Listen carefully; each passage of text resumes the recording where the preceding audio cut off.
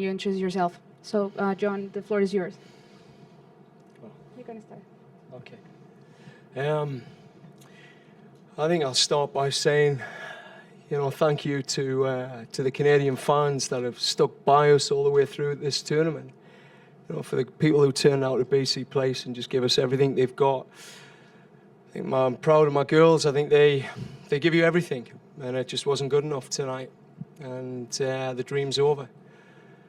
It's not how we imagined it to end. I've got to give credit to Mark and his team of players and staff. They tactically did well tonight. They were very hard to break down. They had a successful style, and we just didn't do it for us.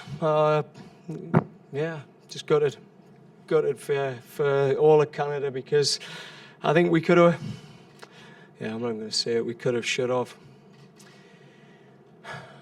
Just thanks for your support. Questions?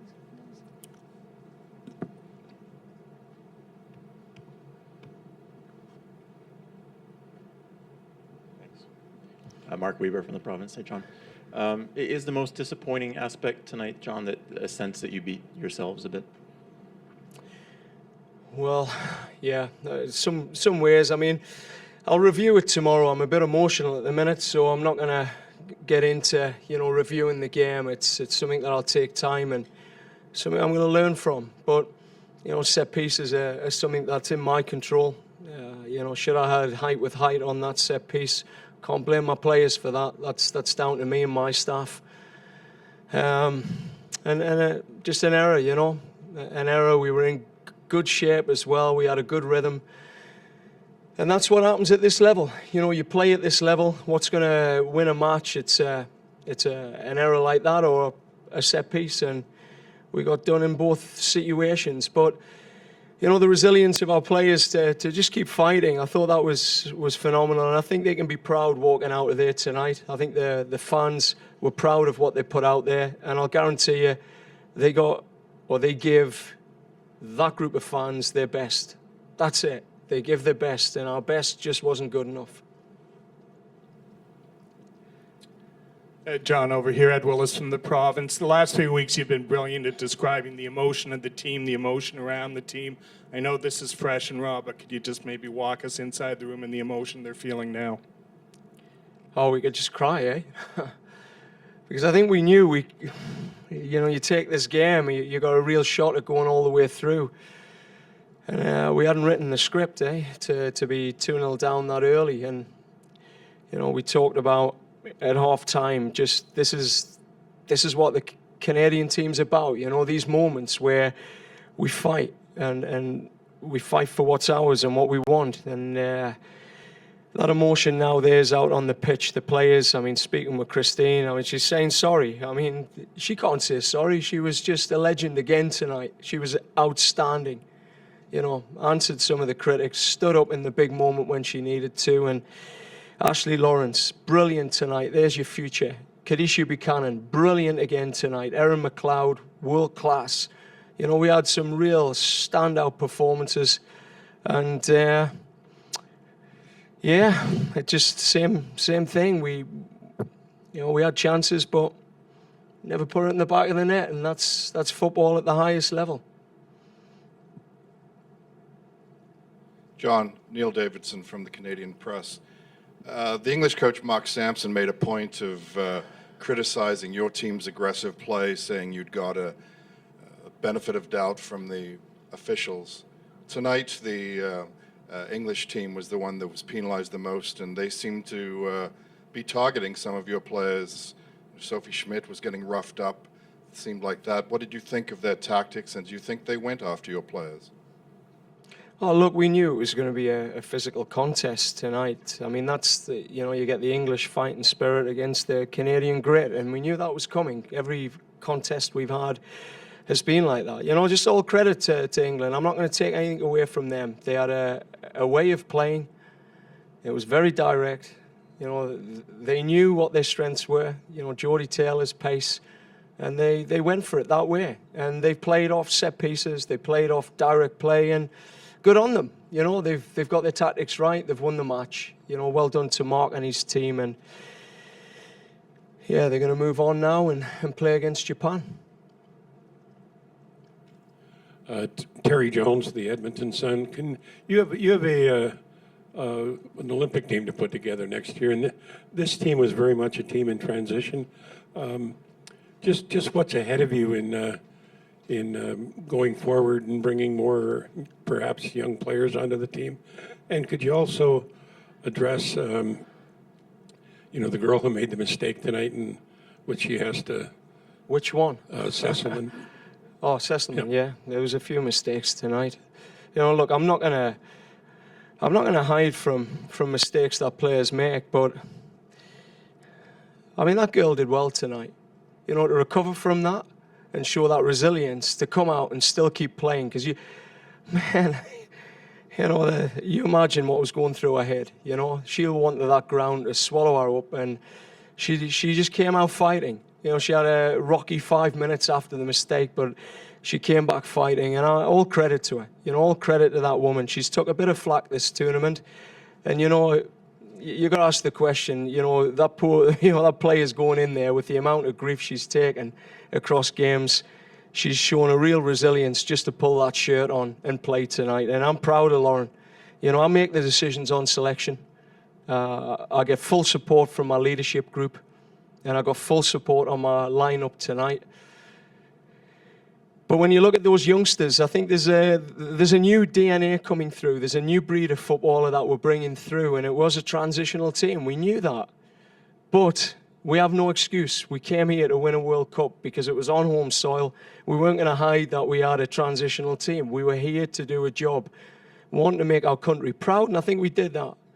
And two, to lift the trophy, and it hasn't happened in our lifetime in this event. But next steps, we've got the Pan American Games. We'll have our Olympic development team at the Pan Ams with the likes of Fleming and Lawrence, an under-23 team, which will give you a taste of where we're heading into the Olympics. And then next year, it's a squad of 18 that go through. This was 23. You can see that, you know, the team is going to move through a transitional phase, and you know, stick with us. That's all I'm going to say. Stick with us. We'll be back, and we'll be back fighting strong. We'll learn from this, and you know, those youngsters, I think, have done you proud. You know, if I was the mum or dad of Kadisha Buchanan, I mean, I'd be a proud father tonight, or a proud mother. Yeah, John, Gary Kingston from the Vancouver Sun. I'm just curious whether you managed to talk to Alicia Chapman, whether she obviously misjudged the trajectory of that shot, but was in any way the sun a factor there down at that corner? I've got no idea. What I will say about Chapman, you know, she's one of the hardest players I've ever seen. One of the most committed physically on a football pitch. That woman played through an oblique tear tonight. She'd had an injection directly into it. She was in pain, but she knew, you know, she was going to go out there and fight for our team, and that natural left foot that she had. You know, I'm not going to take anything off Chapman. If anything, I got that wrong. You know, I should have had height for height at the back there, and we were trying to shout it from the sideline, and we got it wrong. They couldn't hear a thing, and that's my problem. That's not Chapman's. I'll take that right on the chin. Alistair McGowan, BBC News. Given the result, is there any regrets about not taking the England job now? No chance. Yeah, you ask the players where they'd rather live. And this is a real football country, okay? Women's football country. So I don't care what the result is tonight, but those fans showed everyone around the world how to support the women's game. And you nearly got us there. I was about to go off on one, but I'm not. Ah, dear. Man, I'll tell you where I'll be tomorrow. I'll be walking along that seafront with my wife and my kids, and looking ahead to the future. You nearly got us.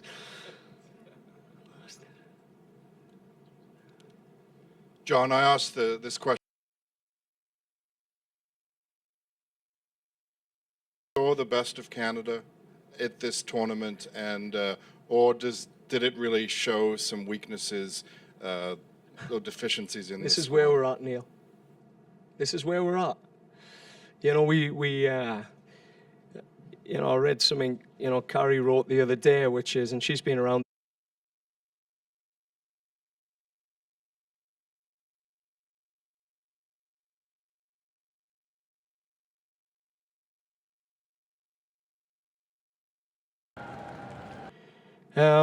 And with that, as we transition players, our youth are only going to be better because they're coming through our system.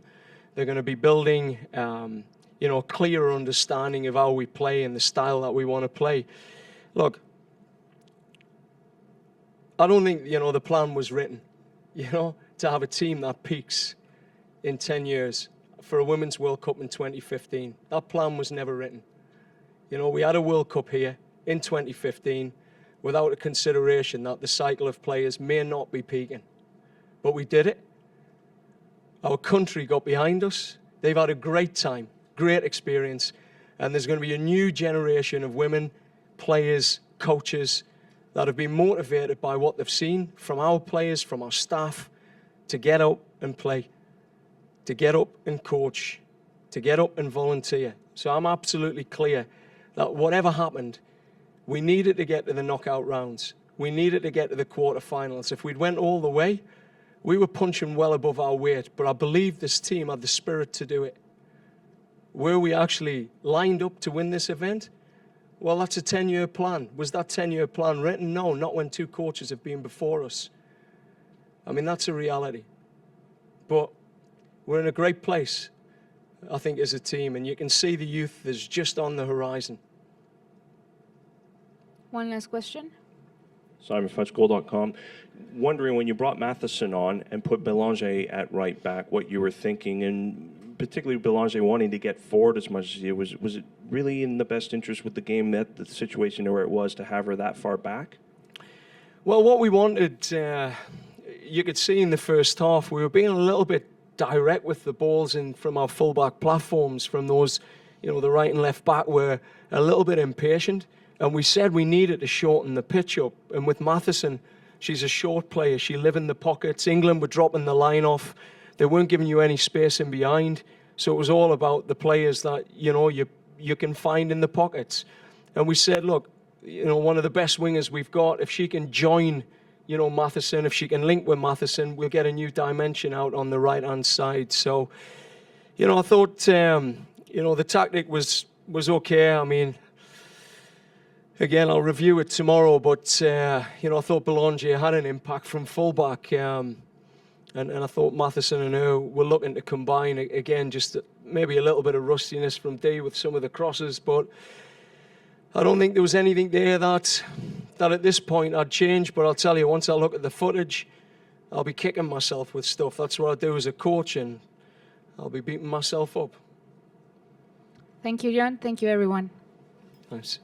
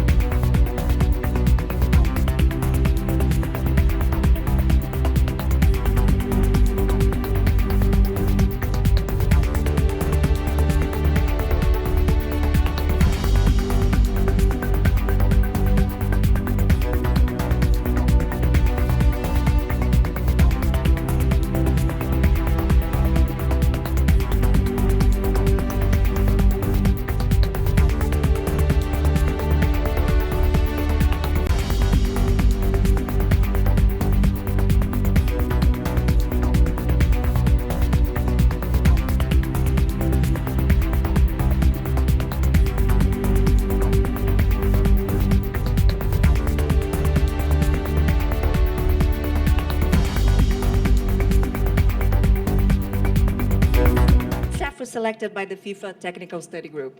Thank you. Congratulations.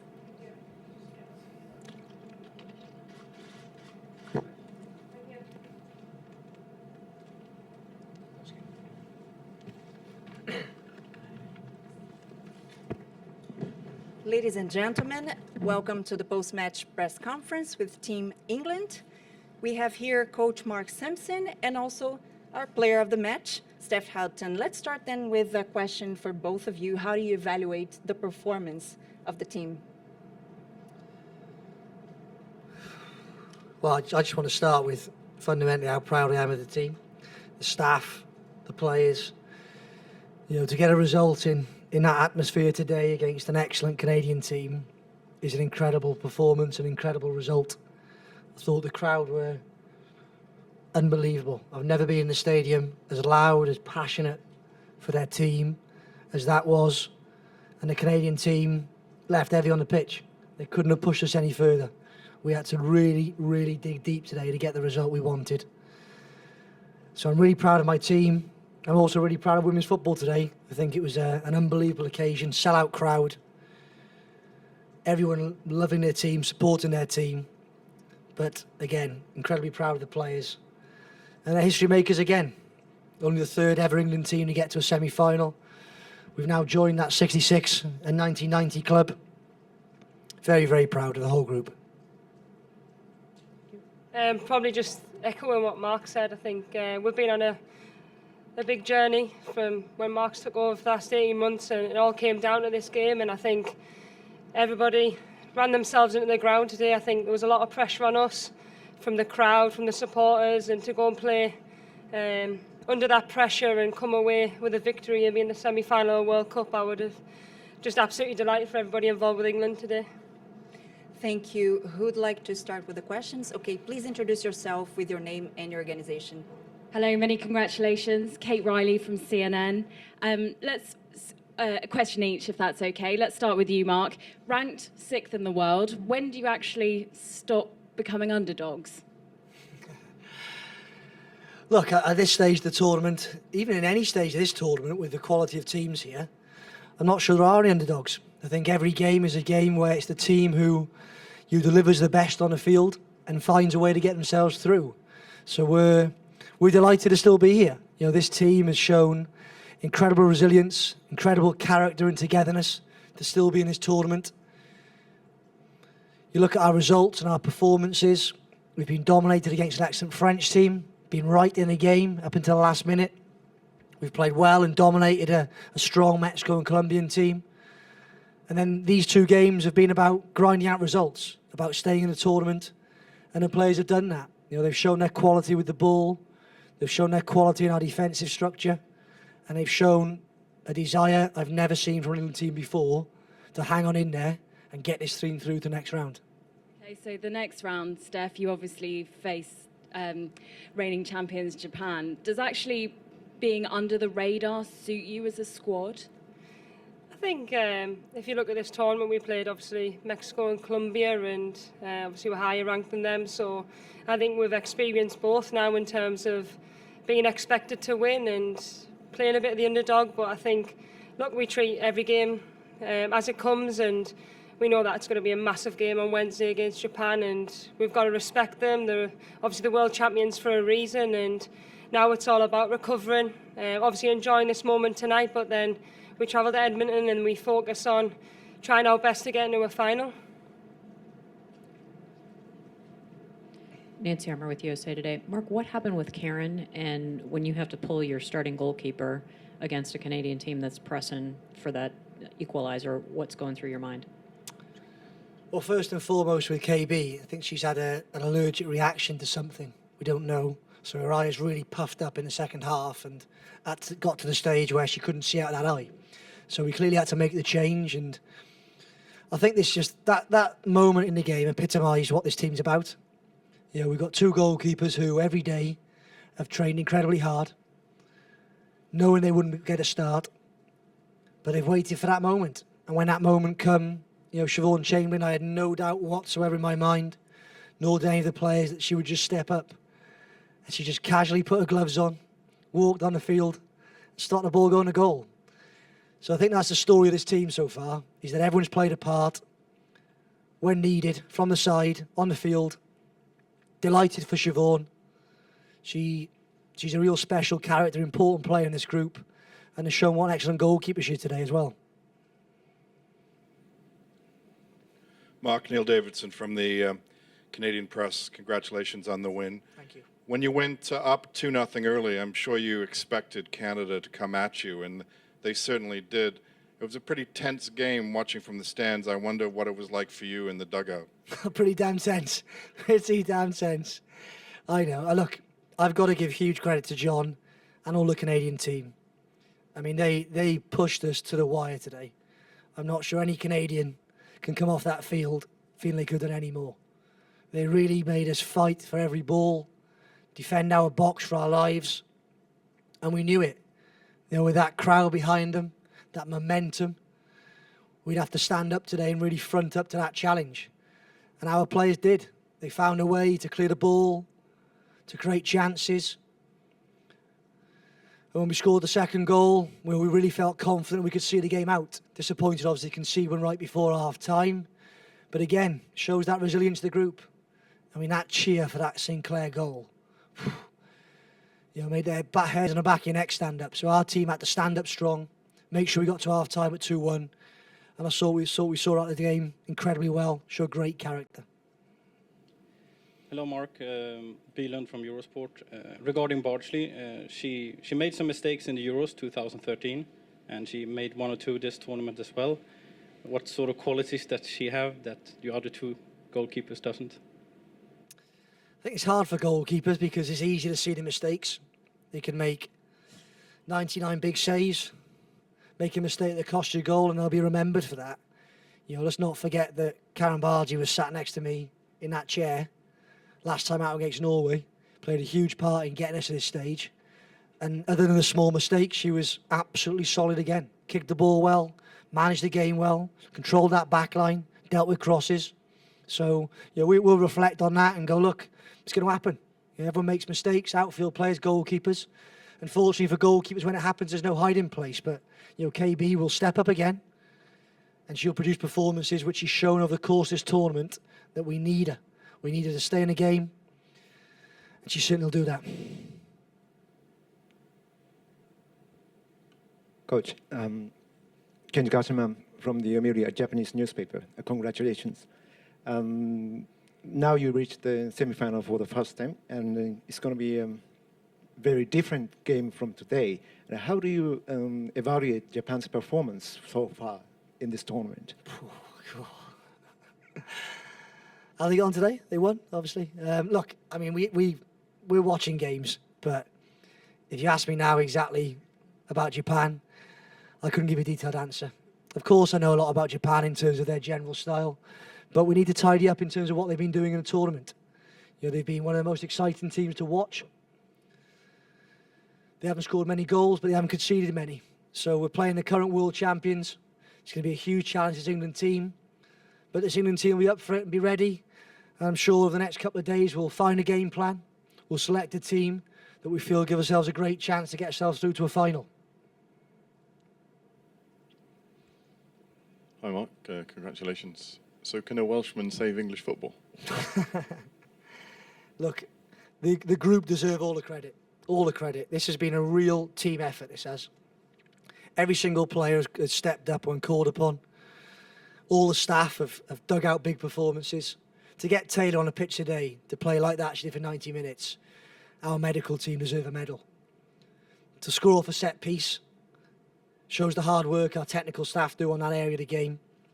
And to see our defensive resilience, our character, our organisation, shows the work that my man's doing and the work that we're doing technically to make sure these players are ready to play at this level. So, look, the credit's for the team. There's no individuals in this team. It's about everyone delivering. And when we do that, we bring the best out of each other. Jim Capel with ESPN.com. Steph, what are some of the things that stand out to you about the way that the women's game has grown in England in the last couple of years? I think we all mentioned the Olympics and how much of a watershed moment that was for women's football in England, and playing at Wembley, getting 70,000 fans. to watch us beat Brazil was a massive moment, but I think the fact that we're making history, and we made history the other day and we made history again, I think it just shows that how much people have got supporting us back at home. And we always said that we had one aim when we came here, and was to inspire a nation. And I think hopefully if the mums and dads have let their young girls watch the game late tonight in England, I think hopefully we've got a lot of young girls playing football at an early age, and in the next few years we have a stronger English national team, and I think that's the ultimate aim, and to keep growing the game, and hopefully we've inspired them girls to do that tonight. Next question, please. Okay. Just wondering also, Mark, after the defeat by France, did you expect to get this far? From the start of the tournament, we had a huge belief in ourselves as a group. We said right from the start that we can be a very, very difficult opponent for any team. And we've proven that. Every game we've played, the opponent certainly knows they've been in the game. So we still had that confidence after that first defeat. But I think that's our big moment of the tournament. You know, the way the players bounced back from that defeat. There's so many teams who would have struggled with that and doubted themselves. But this team stayed strong. They stayed together. They stuck to the plan. And now we find ourselves in a World Cup semi-final. So the team know now that when we need to dig deep, we're going to need to do that again against an excellent Japan team. They'll go there. They'll go as deep as they need to go to keep this team in this tournament. Louise Wagner, Neues Deutschland, Berlin, Germany. A question for Steph Houghton. Can you say something about the turf quality in comparison to the last matches you were playing? Like, is it very different? I think we've obviously coming here and playing from France until playing against Canada. It's you obviously notice differences. Some of them are a bit softer, some of them are a bit harder. But I think we knew as soon as we came out here what we were dealing with. And for club, we've played on them surfaces week in, week out. And I think it's obviously the same for both teams. And I feel as though we've dealt with that well over the course of the tournament. And the fact that we train on every day means that as players, you're getting used to it. Of course, you may be a little bit sore after a game, but we're dealing with it well, and I don't care as long as we're winning football matches and we're semi-final of a World Cup. That's all that matters. One final question. Anybody? Okay. Hi Mark, congratulations. Christian Randage, World Football Insider. Just wondering if how much you know about Karen's allergic reaction, and whether you know at this point she'll be able to play on Wednesday. Difficult to say. Difficult to say. I think we'll have to review it, have a look at it. Like I said before, we've got an excellent medical team who are straight on the case. I think she's gone to see maybe a specialist or pop in hospital tonight. So we'll find out later tonight exactly where we are with it. But we'll be in a good place, whatever. You know, we've shown today we've got a more than capable deputy. You know, we've got an excellent goalkeeper who could potentially step in.